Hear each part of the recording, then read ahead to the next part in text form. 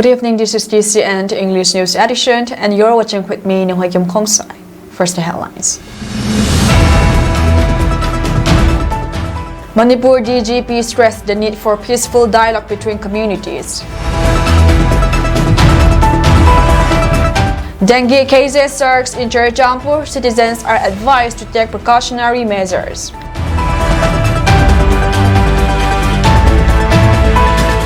Over 70 people killed in Israeli airstrike in Gaza.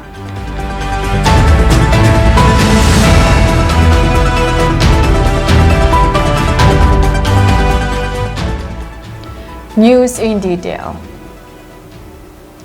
Asserting that the Manipur police was working around the clock to recover the arms that were looted from the security forces, DGP Rajiv Singh on Saturday said normalcy would only return if weaponizations of society could be reduced. Speaking to reporters on the sideline of the 133 Manipur Police Raising Day, Singh claimed the situation in the state has improved. These are very challenging times, complex situations, but we have been trying to tackle it with the best possible strength which we have, and with the cooperations of everybody, including the public, security agencies, CSOs, and leaders of all communities, he said. Weapons which are there in the society could come back to where they belong, to security forces from where those were taken. For that, we are conducting operations, and every day we are recovering weapons. We have appealed to the public to help us as well. Normalcy can only come if the weaponizations of society is reduced to a large extent. The Manipur police is working around the clock, he added. Singh said there are certain problems, but efforts were being made to resolve those to establish peace in the state. If you see, in the last 1.5 years, things have definitely improved. Violence, deaths, and injuries have come down. There are sporadic incidents of firing and arson, but security forces are on alert and everybody is on to the job to ensure that nothing escalates, he said. As the police head of the state, I request people of both sides to come forward with suggestions and try to talk it out. The only solutions to this problem will be a peaceful dialogue, he said, stating that the Manipur police was a very civilian-friendly force. The DGP said in certain situations, the security forces acted with caution. We take into account everything. There have been instances where security forces have not pushed themselves because otherwise it would have resulted in a lot of damage to innocent civilians. We also appeal to the public to get along about your normal work instead of going to protest, he said. Over 200 people were killed and thousands were rendered homeless in the ethnic clashes between Meitei and Kuki communities since May 3, 2023.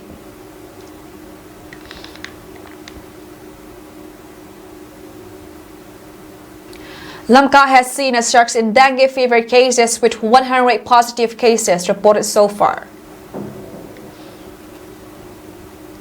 According to Health Department, 9 new cases were detected between January 1 and October 21. Statewide, Manipur has recorded 1,744 dengue cases. Imphal West District accounts for the highest number with 1,154 cases and 3 deaths. Other affected districts include Imphal East, 338 cases, Lamka 100 cases, Bishnupur 53 cases, Chandil 4 cases, Kangpokpi 5 cases, Senapati 3 cases, Tamenglong 2 cases, Noney 3 cases, Thoubal 48 cases, Kakching 25 cases, Ukhrul 3 cases, Kamsong 1 case. 3 deaths have been reported in Imphal West and 1 in Bishnupur. In Lamka, dengue cases have risen steadily since January, with April 3 cases, May 3 cases, July 7 cases, August 17 cases, September 13 cases, October 1 to 21, 65 cases. The district malaria department has taken measures to control the outbreak, including source reductions and fogging. Today's new cases were reported from Rengkai Road, Zenhang Lamka, and Tuibong. Fogging operations were conducted in these areas. Residents are advised to take precautions, including removing stagnant water, using mosquito nets, wearing protective clothing. The malaria department is conducting case studies, fogging operations, and distributing blood samples. While there is no specific cure for dengue, prompt medical attention can help. The department urged the public to take preventive measures seriously. Today, the malaria department conducted fogging operations in 113 areas and source reductions in 134 areas.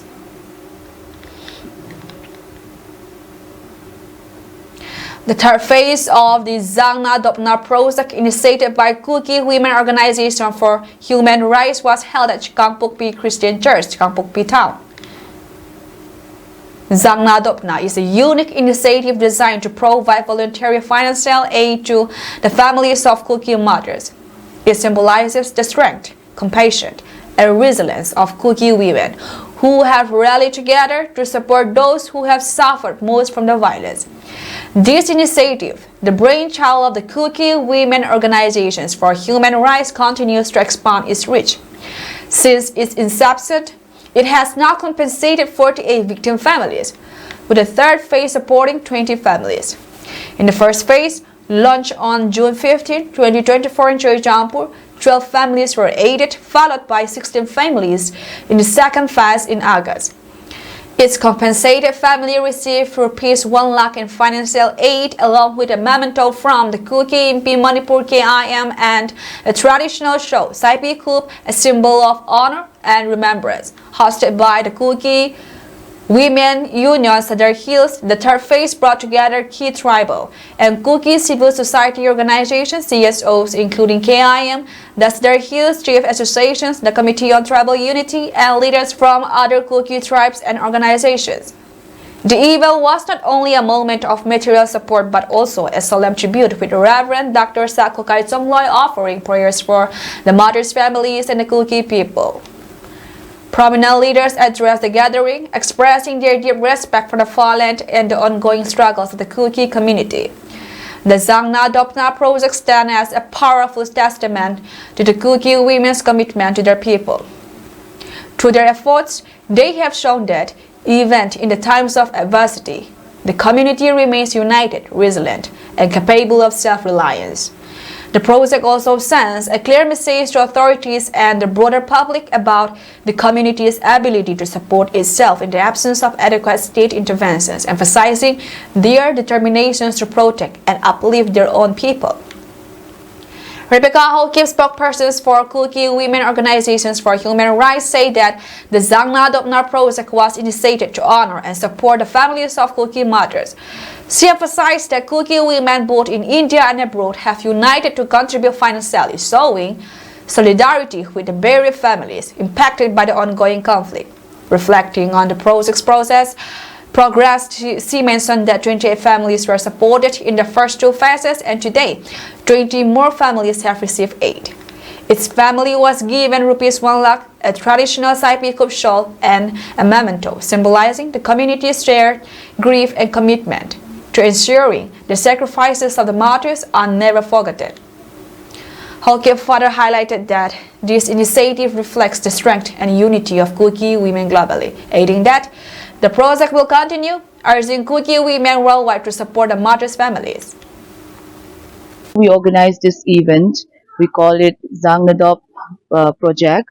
This event is basically we are as a Kuki woman, wherever we are, we contributed per head, and we give out this to the victim family who were killed during the war crisis. To show that we do, as a fellow Kuki woman, we would like to show our support, and we like to let them know that we mourn for them, for their deaths, for the demise family, and to show our support in unity with the help of Kuki Women Union and Kuki Women Organization, along with all the other Kuki women wherever we are. We contributed this money to make this event successful. On the first phase, we could distribute to 12 victims on the first event, and in the second phase of this Jangnadop, we had given away this distribution to 16 members of the victim family, And today is the third phase. We had organized this in Kangpokpi district, and we could give out 20 people of the victim family. So it is a kind of showing that the Kuki woman, wherever we are based, it doesn't matter whether it's only in Manipur, but all over the states in India and outside, wherever we are, we would like to show our fellow women that we do feel their hardship. We do understand how much they mourn for their family, for the loss of their family. So we like to fill it up by giving a cash of 1 lakh.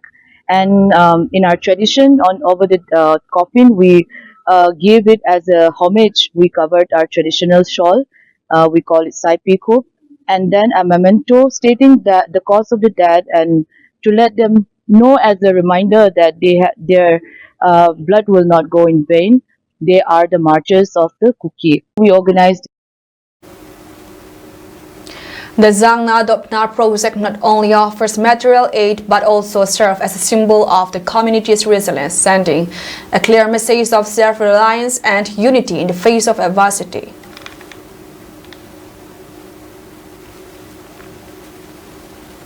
In Churachandpur district, there has been a concerning rise in scrub typhus cases, with 62 reported from January to October 2024. This disease has been a persistent issue in the area since 2019, when scrub typhus testing kits were first introduced, with 9 cases reported that year. The subsequent years saw a varying number of cases: 1 in 2020, 12 with 1 death in 2021, 26 with 1 death in 2022, and 11 with 3 deaths in 2023. To put this into perspective, the official recorded number of deaths due to scrub typhus from 2019 to 2024 stands at 5. While some deaths are suspected to be caused by scrub typhus, there is no concrete proof yet. To stay safe, residents are advised to take precautions when venturing into jungle areas. Simple actions like laying something down to sit on and wearing long pants can make a big difference. Precautions to take: avoid sitting directly on the ground. Use a mat or cloth to sit on, even in jungle areas. Wear protective clothing. Long pants and long sleeve shirts can help prevent tiger bites. If you suspect you have contracted scrub typhus, it's essential to get checked up at private clinics, as the district surveillance officer or IDSP Churachandpur is still awaiting testing kits from the health directorate. Nearby medical facilities are Churachandpur District Hospital, Lamka Nursing Home, Nazareth Hospital, Samaritan Nursing Home. Therefore, it is advised to stay vigilant and prioritize health.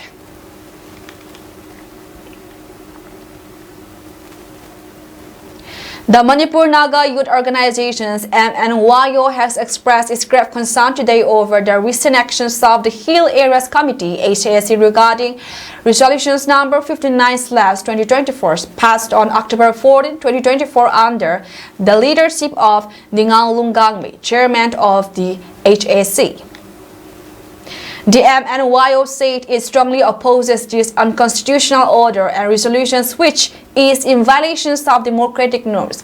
The resolutions number 59/2024 was passed in response to the cancellations of the caretaker chairmanships of the autonomous district councils ADCs under order number TF501/1 2023 EDA and 8 issued by the government of Manipur, is stated. This resolution proposes the creation of temporary committees for its ADC comprising 20 members, 18 of whom would be selected from the former ADC members, local governance experts, and prominent intellectuals, along with 2 nominees from the government of Manipur, the MNYO mentioned. These committees are expected to function until the next ADC elections, it added. The MNYO said it fervently believes that invoking Article 371C of the Indian Constitution to justify such actions is problematic and undermines the foundations of democracy. The formations of temporary committees without adequate consultations or representations is undemocratic and compromises grassroots governance, the Naga youth body also said. With added, This decision, influenced by vested interests, could set a harmful precedent for the governance of hill areas in Manipur. While the MNYO refrains from commenting on the timing of the next ADC elections, we firmly oppose the undemocratic approach taken by the HAC, it asserted. The MNYO then said it sees this resolution as a direct affront to grassroots democracy in Manipur and, if not addressed, it could erode the democratic framework of the nations. Therefore, the MNYO respectfully urges the governor of Manipur as the custodian of Article 371C along with the state authorities to take immediate steps and reverse these unconstitutional measures. We call for swift intervention to ensure the preservation of grassroots democracy and to prevent further actions that may harm the rights of the people of Manipur. We have full faith in your leadership and your commitment to upholding the constitutions and protecting the democratic rights of all the citizens of India, it added. The president of the Rongmei Naga Youth Organizations Manipur RNYOM, under whose leadership it has directed all KOM individuals to leave Rongmei jurisdictions within 48 hours, has officially withdrawn the quiet notice on October 19, citing a desire for communal harmony. The initial directive by RNYOM was made in reaction to allegations from Ichumkom Kairap Village Authority following accusations of betrayal by the KOM community. The RNYOM on October 18 refuted claims made by the Ichumkom Kairap Village Authority regarding a Rongmei youth group attempting to forcefully erect a monolith in the village. Citing historical ties to the land, RNYOM emphasized peaceful coexistence but held the KOM community responsible for any further incidents if they do not comply with the directive. RNYOM's president, Richard Kalmate, in a clarifications issued on October 19, said that the Rongmei community remains committed to resettling on their ancestral land, but pointed out that the importance of peaceful coexistence. The organizations also asked KOM leaders to prevent further communal tensions while cautioning against false claims of land ownership by Ichumkom Village Authority, following the quiet notice ordering all KOM communities to vacate Rongmei jurisdictions within 48 hours. The KOM Union Manipur KUM, the apex body of the KOM tribe in the state, has expressed shock and anguish over the Rongmei Naga Youth Organizations Manipur's directive.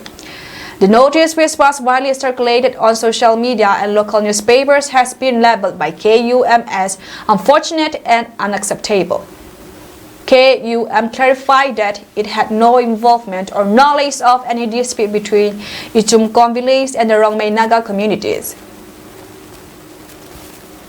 In response to the notice, KUM asked RNYOM to immediately withdraw the quick notice in the larger interest of communal harmony among the various communities living in Manipur.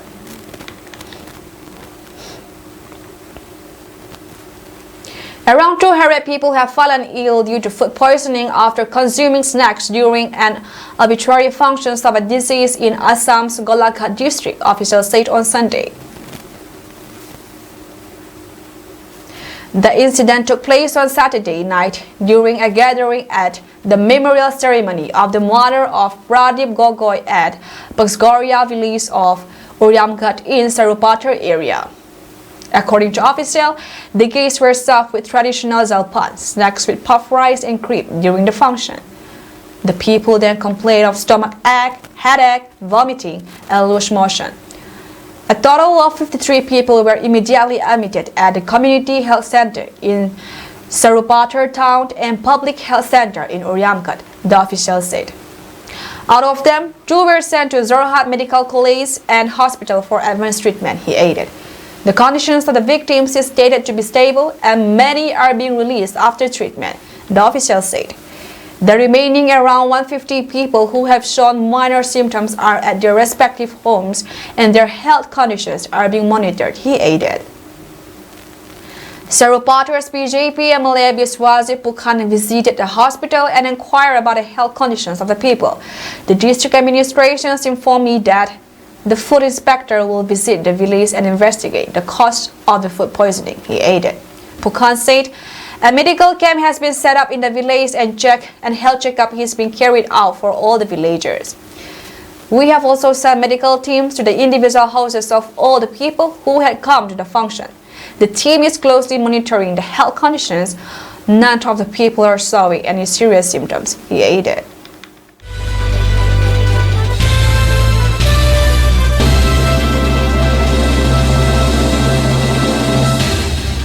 A doctor and 6 construction workers were killed when terrorists opened fire at a construction site at Gangangir in Jammu and Kashmir's Ganderbal district, official sources said on Sunday. Chief Minister Omar Abdullah called the attack on non-local laborers dastardly and cowardly, praying that the injured make a full recovery as the more seriously injured are being referred to as KIMS Srinagar. Abdullah posted on X.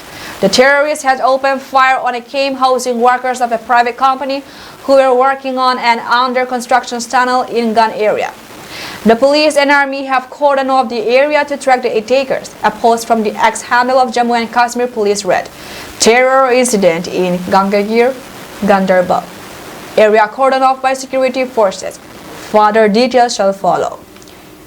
Union Minister Nitin Gadkari has condemned the horrific terror attack. In a post on X, the minister said that the innocent laborers were engaged in a vital infrastructure project. "I strongly condemn the horrific terror attack on innocent laborers in Gangangir, Sonammarg, Jammu and Kashmir, who were engaged in a vital infrastructure project," Gadkari's post read. "I offer my humble tribute to the martyr laborers and extend my deepest condolences to their families during this difficult time. My thoughts and prayers are with the injured for a swift and full recovery," he added.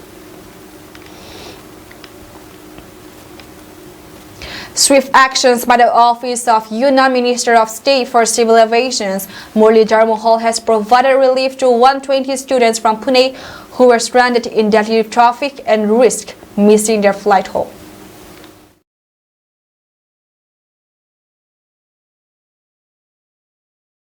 On an educational tour to Delhi and Jalandhar organized by Punekars Education Initiative, the group was scheduled to return on an Indigo airline flight departing from Delhi at 8:20 p.m. on October 17 to be on time to show up at the airport. They began their early morning journey from Jalandhar by bus. However, heavy traffic nearly 25 kilometers from Delhi airport brought their buses to a standstill, making it doubtful for them to reach the boarding gate on time. With no other options, the organization group reached out to Mohal's Pune office for help. "I called the minister's office at 6:30 p.m. and explained our situations. Within minutes, they connect us with officials in Delhi and the airline," said Lina and one of the organizers. Indigo airline staff responded promptly, gathering the group's details and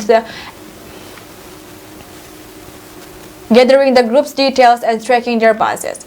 Despite the delay, some passengers were accommodated on 9:15 p.m. flight, while others were booked on a later flight at 11:30 p.m. The airline also assisted with security checks and allowed us to bring food packets for the children into the airport. Finally, the students arrived in Pune safely, albeit a little bit late.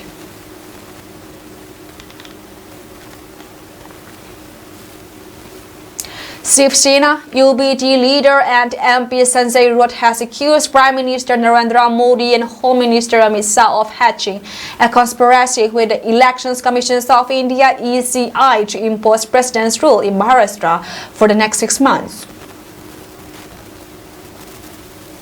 Speaking to the media, Raut claimed that the BJP was afraid of defeat in Maharashtra assembly elections as the Mahavikas Aghadi (MVA) alliance was confident of forming the government in the state. This is the reason the Elections Commission has kept only a few days for government information after poll results, he said. Raut said the change of power was evident in the state, which is why the BJP is under the state of defeat. He also accused the BJP of running a voter lie scam in the state in in connivance with the Elections Commission. At least 10,000 names are missing in each of the 150 assembly constituencies. This is the biggest game in democracy. We have brought it to Elections Commission's notice. We will bring it to the attention of the people as well, he said. The Shiv Sena leader alleged that BJP state president was behind the voter list scam. He organized special sessions in Nagpur on this. He has trained workers on how to get the names of voters and how to keep your name. I challenge him. If he is a man, then he should face the elections democratically, Rob said. He alleged that the BJP indulged in voter list games in Haryana and Jharkhand, and now they want to do the same in Maharashtra. We will not let this happen. We will take to the streets. Amit Shah is doing dirty politics. He is the enemy of Maharashtra, he said. The elections are set for November 20 and the result will be announced on November 23, while the term of the Maharashtra legislature ends on November 26. As a result, the parties that win the most seats will only have 3 days to form a government. The new government is to be formed on November 26. RMVA government will come to power. It will only take 2 days to form a new government. If the government is not formed during this time, the Elections Commission will impose the president's rule in the state, he claimed.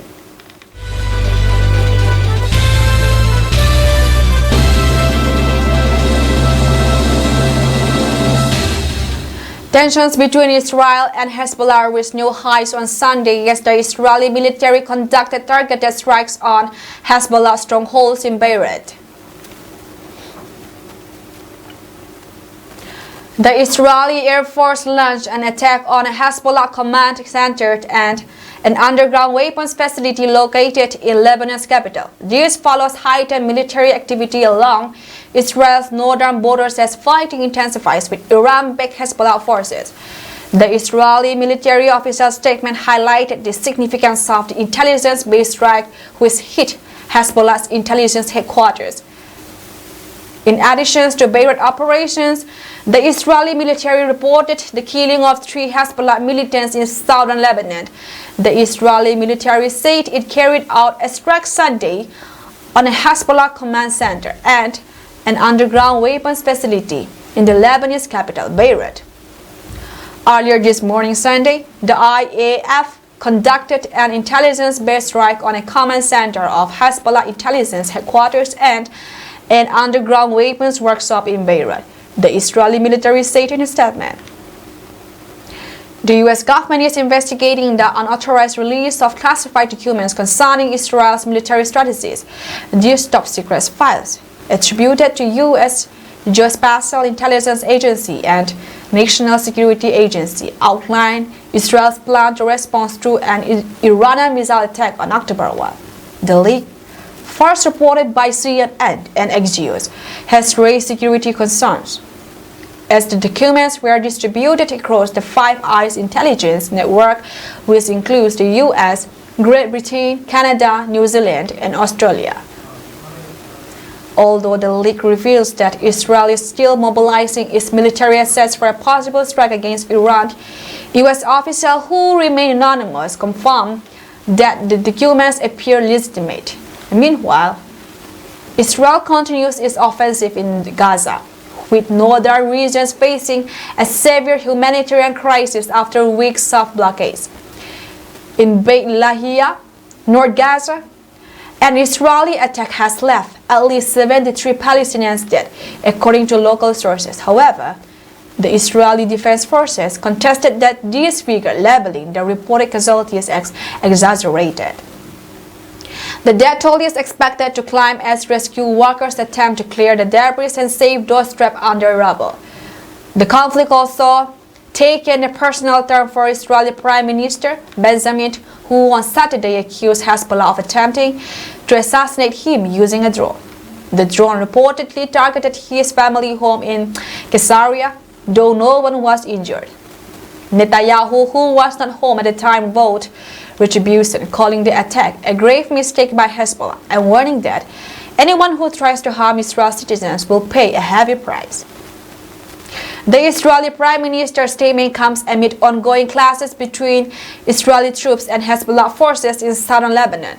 These confrontations follows the Israeli military's targeted killings of several key figures, including Hezbollah leader Hassan Nasrallah and Hamas Yahya Sinwar.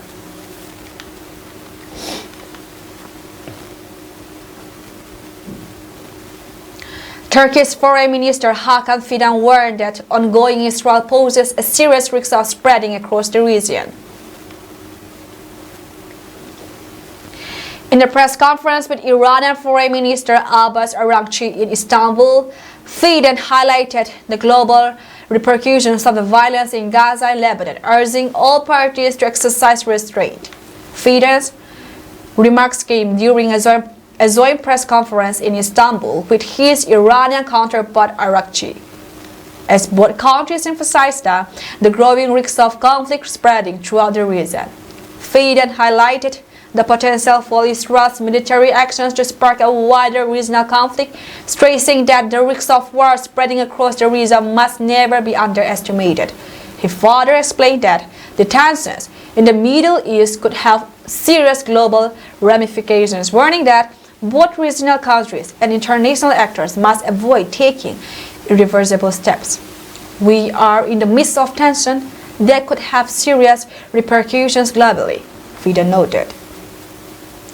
Speaking in Istanbul, Fidan condemned Israel's actions in Gaza and Lebanon, warning that they were forcing Iran into a defensive posture. Israel's aggressive stance is forcing Iran to take legitimate steps.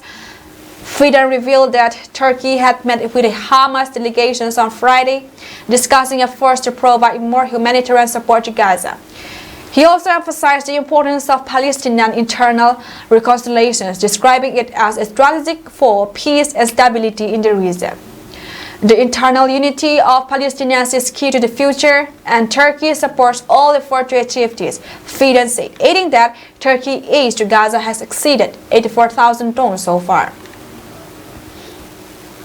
The Turkish foreign minister stressed the need for immediate de-escalations in the region. Fidan said Friday's meeting with the Hamas delegations discussed efforts to provide more humanitarian aid to Gazans and create international mobilization. A U.S. and a Canadian warship sailed through the sensitive Taiwan Strait together on Sunday, less than a week after China conducted a new round of war games around this island, with Beijing denouncing the missions as disruptive. The U.S. Navy, occasionally accompanied by ships from allied countries, transits the strait around once a month. China, which claims Taiwan as its own territory, also says the strategic waterway belongs to it. The U.S. Navy's 7th Fleet said on Monday that the destroyer USS Higgins and the Canadian frigate HMCS Vancouver made a routine transit on Sunday through waters where high seas freedom of navigation and overflight apply in accordance with international law. The United States and Canada's commitment to upholding freedom of navigation for all countries is said in a statement. The international community's navigational rights and freedoms in the Taiwan Strait should not be limited. The United States rejects any assertions of sovereignty or jurisdiction that is inconsistent with freedoms of navigation, overflight, and other lawful uses of the sea and air, it said. China's Eastern Theater Command said it forces monitor and warn the ships. The actions of the United States and Canada cause trouble and are disruptive to peace and stability across the Taiwan Strait, it added. China staged the war games last Monday, is said, where a warning to separatists and withdrew condemnations from the Taiwanese and U.S. governments. The U.S. and Canadian navies last sailed such a joint missions in November of last year. China says it alone has jurisdiction over the nearly 180-kilometer wide, 110-mile wide waterway that is a major passageway for international trade. Taiwan and the United States dispute that, saying the Taiwan Strait is an international waterway. Taiwan's government rejects Beijing's sovereignty claims, saying only the island's people can decide their future.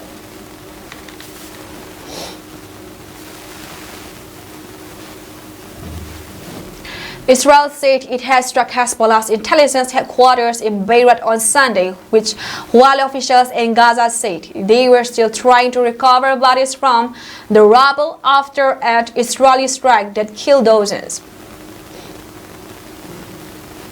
At least 87 people were dead or missing following the airstrike on Beit Lahia in northern Gaza late on Saturday, the health ministry in the Palestinian territory said. Fighter jets killed 3 Hezbollah commanders, including Al-Has Abbas Salameh, a senior figure in the group's southern command, the Israeli military claimed in a statement. Reuters witnesses saw smoke rising from Beirut's southern suburbs, once a densely populated zone that also housed Hezbollah officers. The Lebanese army said 3 soldiers were killed in an Israeli strike that targeted their vehicle in the country's south. The troops were killed on a road connecting the border village of Ein Abel to the nearby town of Hanim, the army said. The Lebanese official media reported 14 Israeli strikes within minutes on the border village of Kiam. Enemy aircraft launched 14 consecutive strikes on Kiam in 15 minutes, the state-run national news agency said.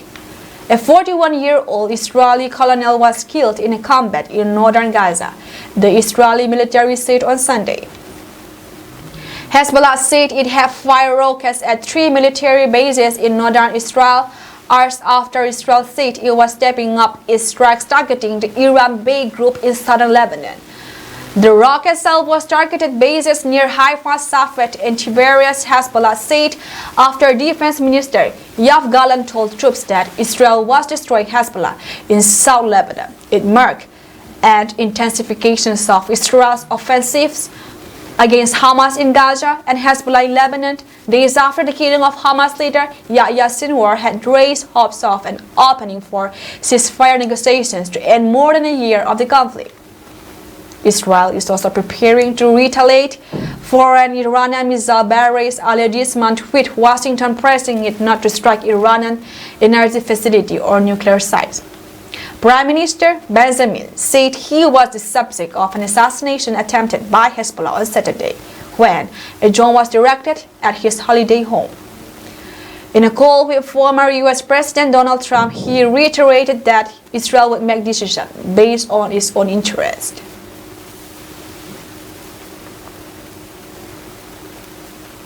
That's all from us tonight, and we thank you for joining our program.